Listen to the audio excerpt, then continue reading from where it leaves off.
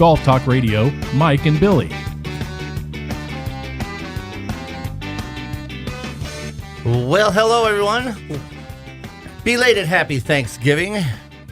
Welcome to another edition of Golf Talk Radio, fondly known as GTR. It is Saturday, 25. What's the date today? 25? 24. 24 of November.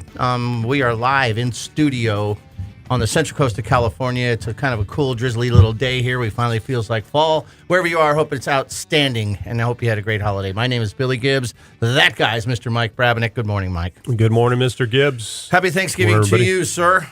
Yeah, you too, man. Cool. Good to see you. You too. It's great to be here. Yeah. And Hop says yeppers.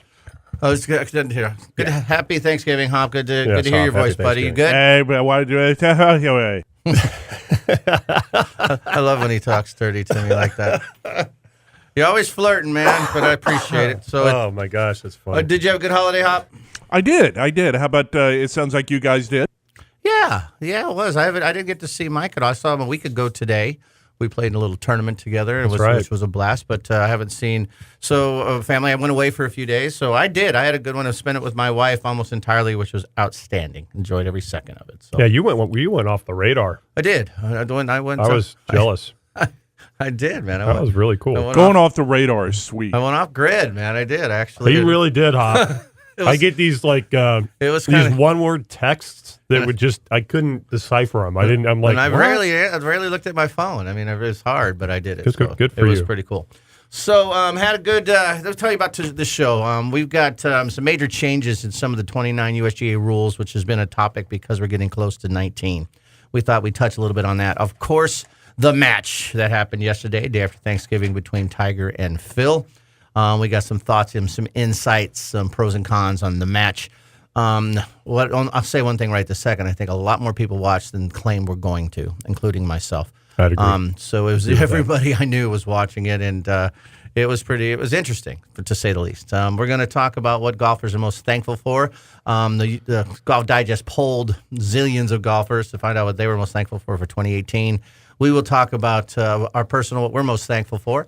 And we'd like to hear from the listeners as well. Also, there's a poll that Mike located, and I actually ended up finding it and looking at it. They interviewed a whole bunch of amateur golfers of what they thought was the most important thing when taking a lesson. What elements of a golf lesson do they want? A lot of pros think they know what the student wants, so they wanted to find out what do the students really want to learn.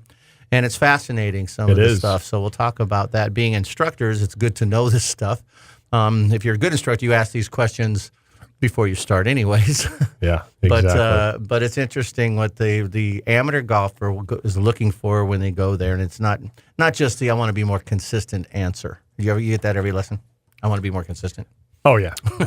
So all the time. We thought we'd talk about that as well. So can I start with the BM? I would like you to, yes, please. And it's a very quick one. And I've just mentioned a few minutes ago that I got to play golf last week with Mike, and it ties in with what I'm most thankful for. Last weekend, they had a little tournament fundraiser for the First Tee, the Harvest Classic, which was held at Mike's golf course, but up at Paso Robles Golf Club. But the most cool thing about it, I got to play with my two very best friends on the planet. They're like brothers to me. Mike, and Darren Averett, and they are my best buds here for the last 25 years of my life. They're the closest I've got to family here in the Central Coast besides my wife. And I got to play with Darren's two boys, and everybody who knows Darren's boys, and they've been on the show a million times, Owen and Jack Averett. Known those kids since they were little boys. Jack's sophomore in college, and Owen just signed to Long Beach State. I was at his signing last week. Yeah, I saw those pictures. Were awesome. So he signed, got a scholarship for Long Beach State. But I got to play with those four people, and I'll tell you one thing: it was magical for me the entire way around because I'm actually playing golf, having fun with four of the most. Those kids are like sons to me. You know that. So it was very cool, and not only some good golf, you guys could play some golf. It was fun to watch the good golf play, but just being in that group, playing in that little event with you guys was awesome for me. And struggling around the golf course, and it took some of the limp of the leg around. It took some of the limp away and some of the pains and aches that I have because it was so enjoyable and magical to spend 4.5 or 5 hours on a golf course with you guys. So thank you for that. Oh, and you won the club well. I don't know about that. You did. It's always interesting because I think that people that play a lot never perceive themselves as playing well very often, or striking it well because the expectations are high. Yeah. And when you're playing with guys and kids or whatever you want, young adults like Owen and Jack, it's very easy to kind of sit there and go, well, I don't need to hit, the format we were playing. Right. And I thought we held our own. We had some good shots, man. You were a putt machine as usual. I did a faux pas. I stepped in front of you once, and on the putting, and I was like, I shouldn't do that because I think I'm ruining his vision. You're so funny. And so then we flipped it up, and you were making your putts. So I thought that was pretty cool, man. It just was cool, and I laughed the whole time around. And boy, did we laugh! It was just a really relaxing, very powerful round of golf for me because I was with the 4 closest people that I know, was excluding my wife. That's my family out there I'm playing golf with. So and your dog and your cat. Well, yeah. If Brody could swing a golf club right now, he'd have been with us. He could have. I kind of figured that he can read yardages and read greens pretty well, but. Brody's my dog, but you can smell them out. He can always. It's the pace of play issue. He gets out there and he can sniff a line. So if you watch where he drags. That's he knows. He's telling you where the high point is of the green. The problem is he keeps sniffing and he won't stop. That's the problem. And your golf course is in beautiful shape. The hospitality there was great. It was good, and it was nice that you running an event. Kind of, you have a great team behind you, so you could go out and play with us. And as soon as we got in, of course, I knew you had to go right back to work. But it was just a joy. So thank you, Mike, for that. And that and it just was cool. And I haven't touched a club since, and then I felt sore for 3 days after that. But it was worth all the pains and aches and pains. It was worth. And it's so funny you said that about the pains and aches. I went in. I had my back and hips had been hurting me for almost 2 weeks, so I hadn't swung at all. And I thought, well, it's a scramble, I'll play, and if I get too much pain, I'll just stop. And the next day, I woke up and I was fine. Well, I tell you, I thought, you hit it great too. That par 5, the par 3 17th. Yeah, all 5 of us hit that green, and it's about 200 yards. It was blowing, and it was howling cross. It was amazing. We all hit the green, and which is so unusual for all close to the pin. They were all within like 18 feet. And we used your feet. shot, and didn't you drain it too? I think Darren that's all did. you. Oh, Darren made it. Darren was a putting fool. But it was pretty impressive that we've got one of the young kids get up and hit, and they hit the green. Like, okay, cool. I don't have to. Then boom, another guy hits green, and boom, another guy hits the green, and that was pretty impressive because never seen. A lot of those guys, the reason they get sore is that you see them hit so hard. Oh.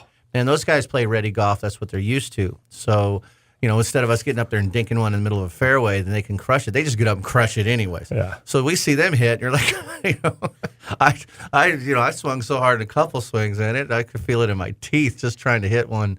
Jack's on 18s halfway up the hill over the pond.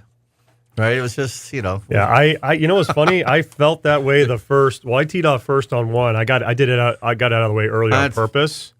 I did all. You teed off behind me. I teed off first. Oh, you did? Yeah. Because I tried to cut that corner. Remember, I almost did. I didn't. I was like, I'm just going down the middle of the fairway. But the second hole, I started realizing I was watching them, and I was like, I can't swing like that. I can't. Yeah, no, I tried. It actually got me to back off, which was great. Because it really, really helped me with my game and my pace and feeling the transition. And I started realizing, like, oh, okay, that's what's going on. And it's nice that we have the knowledge to know how to do that. Some people would keep trying to swing harder and harder. Yeah. And I stopped. And, I laughed a few times because on 18 or something, I just tried to swing so hard I missed the ball. And I just wanted to see if I could get over that pond. Knowing purely that I can't. There's no way in the world I could. But it was otherwise. I try to stay inside myself too, and just get one in there into play. But it was a fun day, man. I think the other part that was so funny is we got to the point where we all had ourselves in stitches, and we were one of us would get over the ball, and there was so much banter going on when you're over the ball.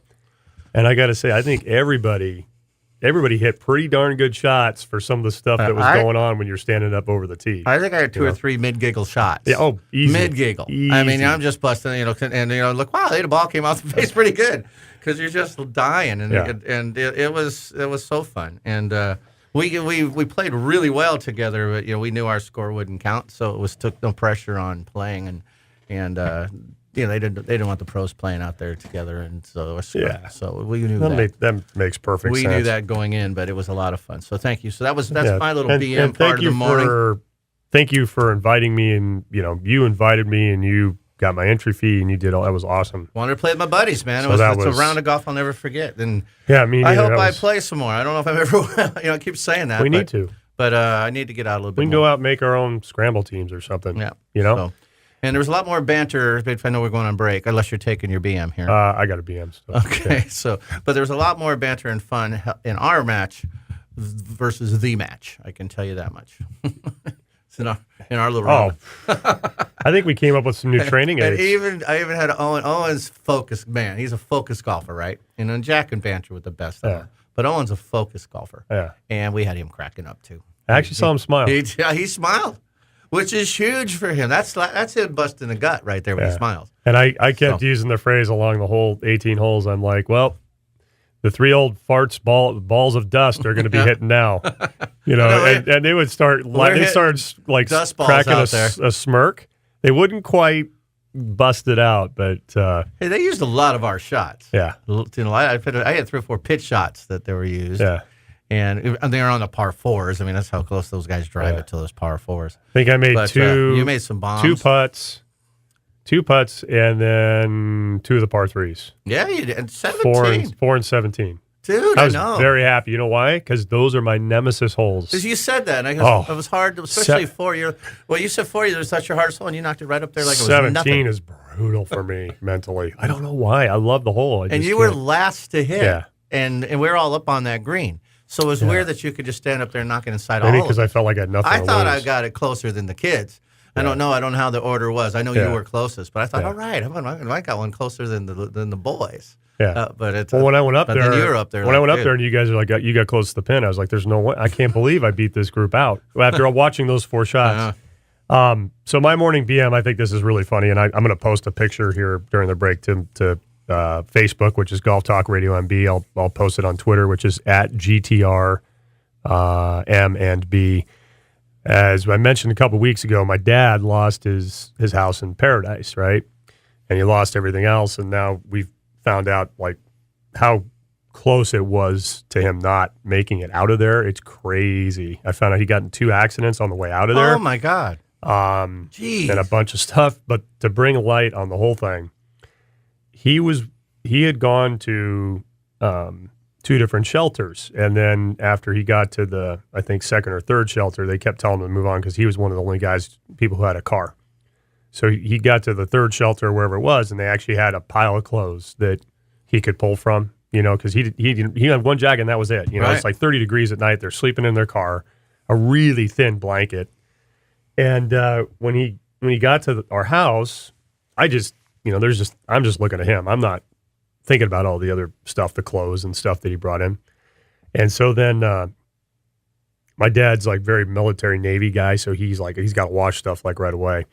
So he got a yellow button-up golf sweater, right? A cardigan? Yeah. Nice. He pulled out of the pile, so I guess. So he washed it and he hung it in our laundry room. Well, that thing just sat there. I never even noticed it. And then someone was talking about it. Over Thanksgiving, Amy's parents came down and we were all talking.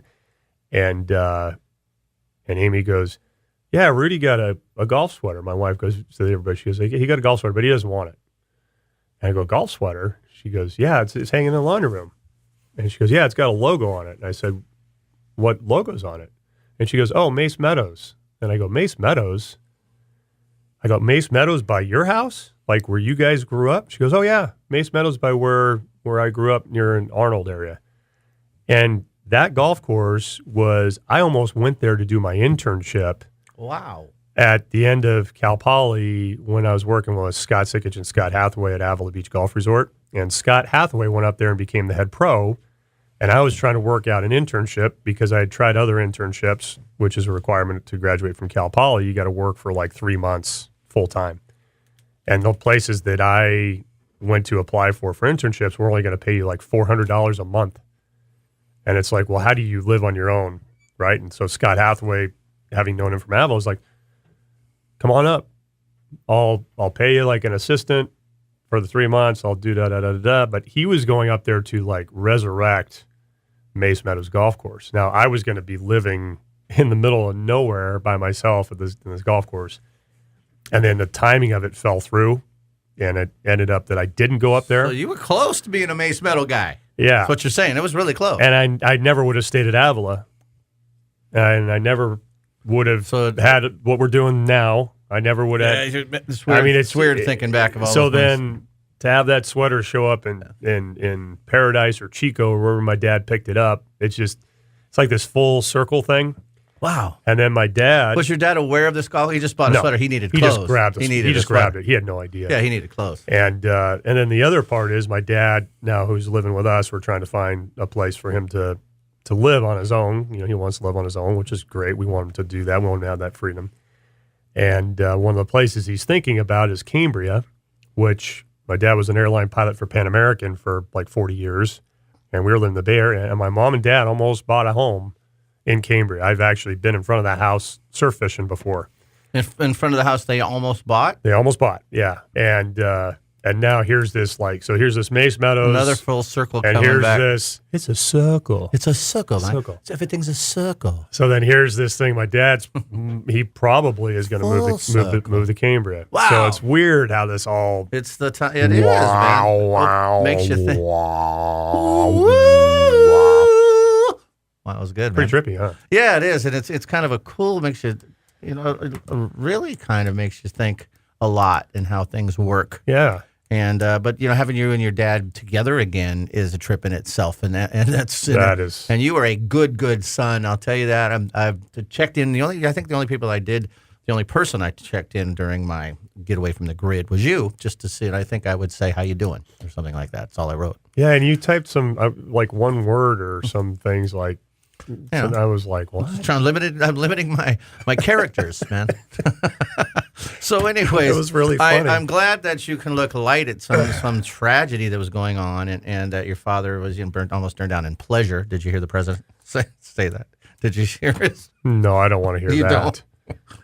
You got to look up the soundbite. I'll look it up. He went to visit Paradise and was talking to the governor was there, and he went to check out the damage. And I know he blamed California. Oh yeah, which was California makes you sick to your which is stomach. just But he absurd. said, I was just left visiting Pleasure, and it's devastated. And yeah, we went to see Pleasure. There's a lot of bad damage in Pleasure. And the governor's looking at the ground, going, "Oh my God!" And then they all stop. It's Paradise. Oh yeah, I meant Paradise. It's the same thing. God, right? But anyways, it's almost it's a Saturday Night skit. It will be. So I'm sure he'll touch on it tonight. Yeah, but that's the BM. That was a healthy BM right there. It was. Yeah, we both cleansed some stuff out there. I feel like I can run. Feeling pretty stout right now. Feeling light on the feet. You look good. Yeah, thanks, man. You too. Sun's coming out. It was a really good passing right there, buddy. Thanks, man. So we'll take our first break. Yeah, let's come back and talk about this match. You said you saw some of it. I happened to see all of it. Yeah. But took some notes, and it's, wow, I'd like to know, if we open the phones, can we open the phones? Yeah, it's 805-903-1974 if you would like to call in, talk about the match, 805-903-1974. If we don't pick the phone up right away, just keep ringing it because we got to pull things up here. So 805-903-1974 if you want to call, talk with us about the match, Tiger and Phil yesterday. Golf Talk Radio with Mike and Billy brought to you by TaylorMade Golf. Check out TaylorMadeGolf.com today. We'll be right back. Do you get tired?